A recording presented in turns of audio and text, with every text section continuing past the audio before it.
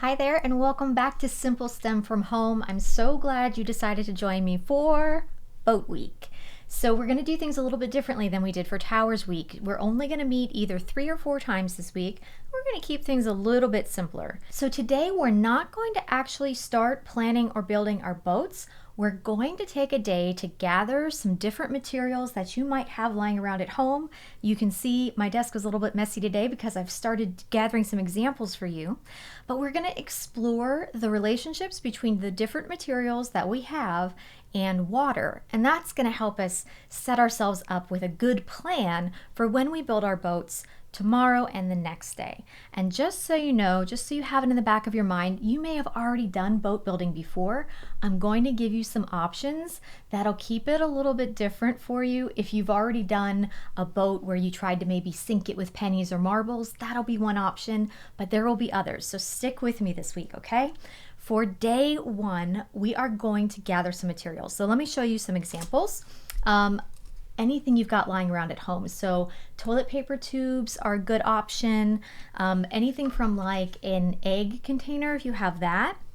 You might have some junk mail around the house, tape, clay, different kinds of food bags and materials. So this one is kind of, I know you can't probably tell too well, it's kind of papery, but it feels kind of smooth, so it's not quite the same as a paper bag would be. So I might even use a paper lunch bag as well. Maybe you have some styrofoam food containers, some coffee filters.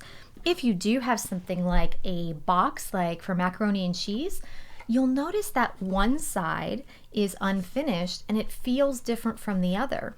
So we're going to come back to this and talk about this is really two different materials when we do our testing. Maybe you like these little fruit cups. So if you finish a fruit cup and you have the little plastic piece left over, that can be something to test. Foil pieces, a sponge, maybe you have popsicle sticks, cupcake wrappers. These little paper cups might be a good thing to try. Straws, or even any kind of scrap material. So what you're going to do is you're going to kind of go on a materials hunt around the house, and before you do any testing of materials, you're going to ask permission because we're going to be putting these on water, so they're probably going to get ruined.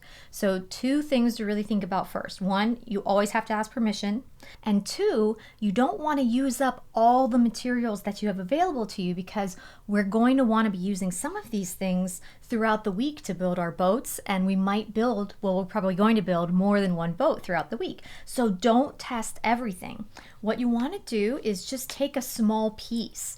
So I might cut out just a small piece like this from the different materials. I would probably do 2 of these so that I could do one test where I lay the printed side down on top of the water, and another test where I use the brown unfinished side to see if there's any difference. And you know, if you use something like a paper towel or toilet paper tube, I think there are a few different tests you could do with this. For example, what would happen if you lay it down on the water like this versus like this?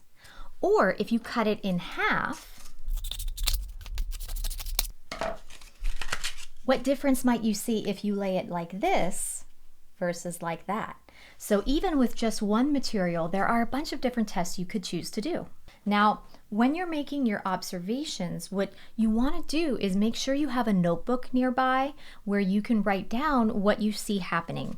You might also want to have a timer with you so you can see maybe even how long does it take before something becomes saturated and sinks. If it sinks, some of your objects will sink, some of them will not, some of them might surprise you.